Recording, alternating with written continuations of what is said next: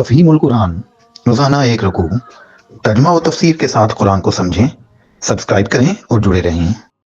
وَلَقَدِ اسْتُهْزِئَ بِرُسُلٍ مِّن قَبْلِكَ فَأَمْلَيْتُ لِلَّذِينَ كَفَرُوا ثُمَّ أَخَذْتُهُمْ فَكَيْفَ كَانَ عِقَابِ۔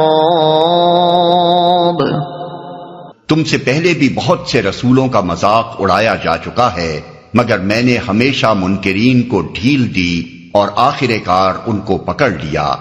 پھر دیکھ لو کہ میری سزا کیسی سخت تھی۔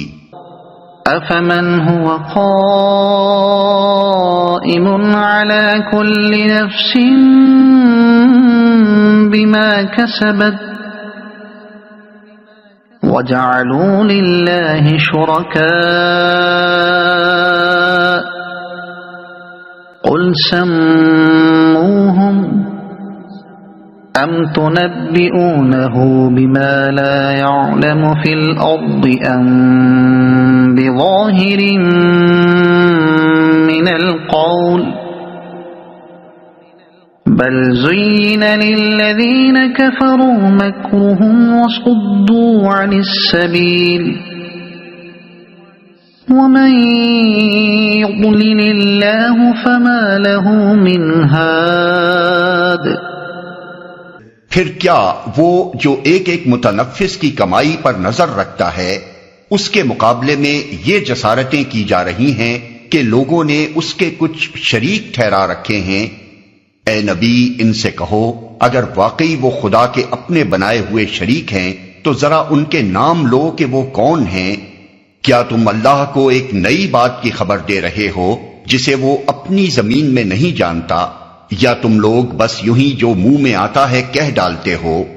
حقیقت یہ ہے کہ جن لوگوں نے دعوت حق کو ماننے سے انکار کیا ہے، ان کے لیے ان کی مکاریاں خوشنما بنا دی گئی ہیں اور وہ راہ راست سے روک دیے گئے ہیں۔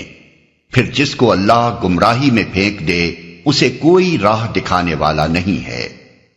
پھر کیا وہ جو ایک ایک متنفس کی کمائی پر نظر رکھتا ہے، یعنی جو ایک ایک شخص کے حال سے فردن فردن واقف ہے اور جس کی نگاہ سے نہ کسی نیک آدمی کی نیکی چھپی ہوئی ہے نہ کسی بد کی بدی، اس کے مقابلے میں یہ جسارتیں کی جا رہی ہیں۔ جسارتیں یہ کہ اس کے ہمسر اور مد مقابل تجویز کیے جا رہے ہیں، اس کی ذات اور صفات اور حقوق میں اس کی مخلوق کو شریک کیا جا رہا ہے، اور اس کی خدائی میں رہ کر لوگ یہ سمجھ رہے ہیں کہ ہم جو کچھ چاہیں کریں، ہم سے کوئی باز پرس کرنے والا نہیں۔ بس یوں ہی جو منہ میں آتا ہے کہہ ڈالتے ہو۔ یعنی اس کے شریک جو تم نے تجویز کر رکھے ہیں، ان کے معاملے میں تین ہی صورتیں ممکن ہیں۔ ایک یہ کہ تمہارے پاس کوئی مستند اطلاع آئی ہو کہ اللہ نے فلاں فلاں ہستیوں کو اپنی صفات یا اختیارات یا حقوق میں شریک قرار دیا ہے۔ اگر یہ صورت ہے تو ذرا براہ کرم ہمیں بھی بتاؤ کہ وہ کون کون اصحاب ہیں اور ان کے شریک خدا مقرر کیے جانے کی اطلاع آپ حضرات کو کس ذریعے سے پہنچی ہے۔ دوسری ممکن صورت یہ ہے کہ اللہ کو خود خبر نہیں ہے کہ زمین میں کچھ حضرات اس کے شریک بن گئے ہیں اور اب آپ اس کو یہ اطلاع دینے چلے ہیں۔ اگر یہ بات ہے تو صفائی کے ساتھ اپنی اس پوزیشن کا اقرار کرو، پھر ہم بھی دیکھ لیں گے کہ دنیا میں کتنے ایسے احمق نکلتے ہیں جو تمہارے اس سراسر لغو مسلک کی پیروی پر قائم رہتے ہیں۔ لیکن اگر یہ دونوں باتیں نہیں ہیں تو پھر تیسری ہی صورت باقی رہ جاتی ہے، اور وہ یہ ہے کہ تم بغیر کسی سند اور بغیر کسی دلیل کے یوں ہی جس کو چاہتے ہو خدا کا رشتہ دار ٹھہرا لیتے ہو، جس کو چاہتے ہو داتا اور فریاد رس کہہ دیتے ہو، اور جس کے متعلق چاہتے ہو دعویٰ کر دیتے ہو کہ فلاں علاقے کے سلطان فلاں صاحب ہیں اور فلاں کام فلاں حضرت کی تائید و امداد سے براتے ہیں۔ ان کی مکاریاں خوشنما بنا دی گئی ہیں۔ اس شرک کو مکاری کہنے کی ایک وجہ یہ ہے کہ دراصل جن اجرام فلکی یا فرشتوں یا ارواح یا بزرگ انسانوں کو خدائی صفات و اختیارات کا حامل قرار دیا گیا ہے اور جن کو خدا کے مخصوص حقوق میں شریک بنا لیا گیا ہے، ان میں سے کسی نے بھی کبھی نہ ان صفات و اختیارات کا دعویٰ کیا، نہ ان حقوق کا مطالبہ کیا، اور نہ لوگوں کو یہ تعلیم دی کہ تم ہمارے آگے پرستش کے مراسم ادا کرو، ہم تمہارے کام بنایا کریں گے۔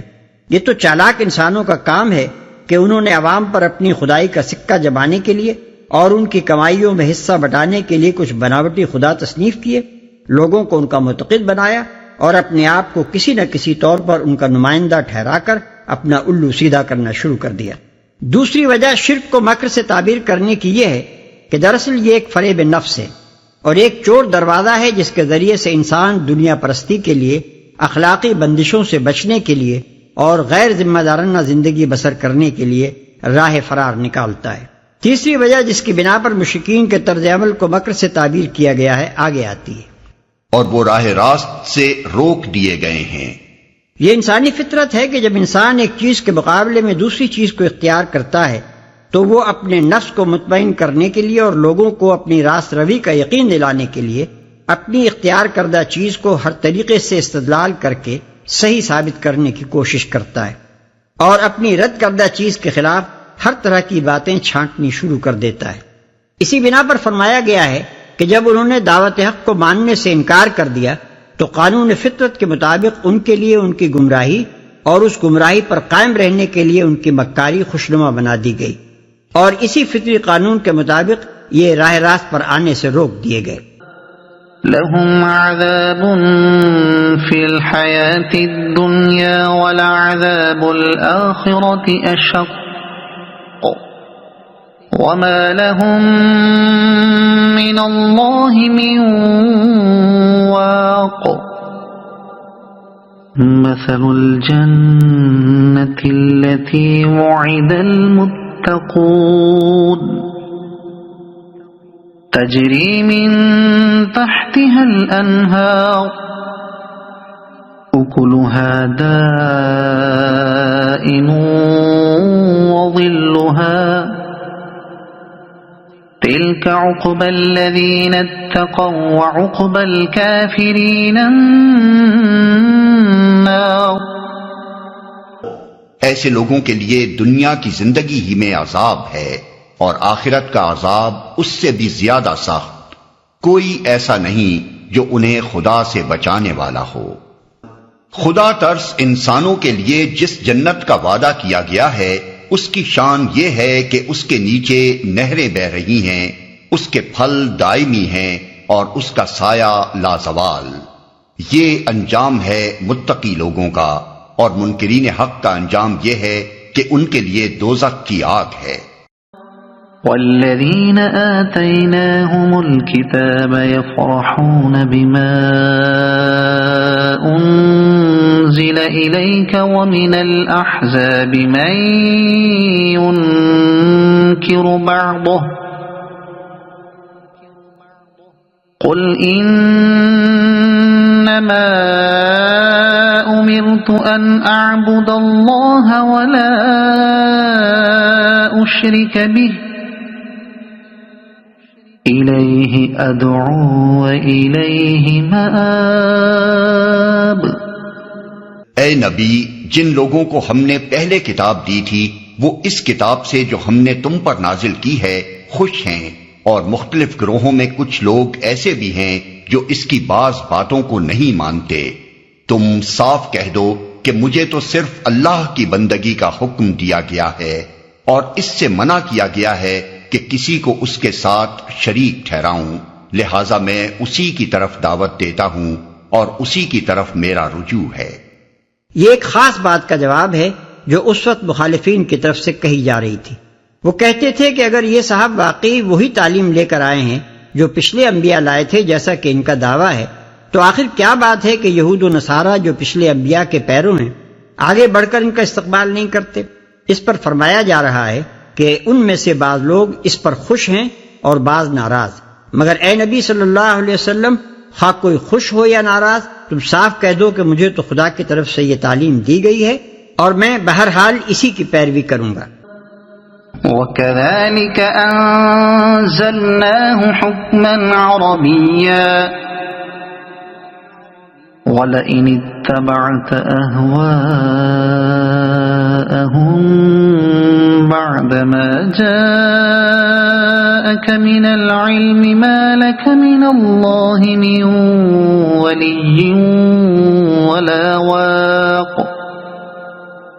اسی ہدایت کے ساتھ ہم نے یہ فرمان عربی تم پر نازل کیا ہے۔ اب اگر تم نے اس علم کے باوجود جو تمہارے پاس آ چکا ہے لوگوں کی خواہشات کی پیروی کی تو اللہ کے مقابلے میں نہ کوئی تمہارا حامی و مددگار ہے اور نہ کوئی اس کی پکڑ سے تم کو بچا سکتا ہے۔ اگر آپ کو یہ ویڈیو پسند آئی ہو تو اسے لائک کریں، دوسروں تک پہنچانے کے لیے شیئر کریں، اور مزید ایسی ہی معلوماتی ویڈیوز کے لیے ہمارے چینل عبد المالک ہاشمی کو سبسکرائب ضرور کریں۔ نئی اپڈیٹس کے لیے بیل آئیکن دبائیں تاکہ آپ کو ہماری ہر نئی ویڈیو بر وقت مل سکے۔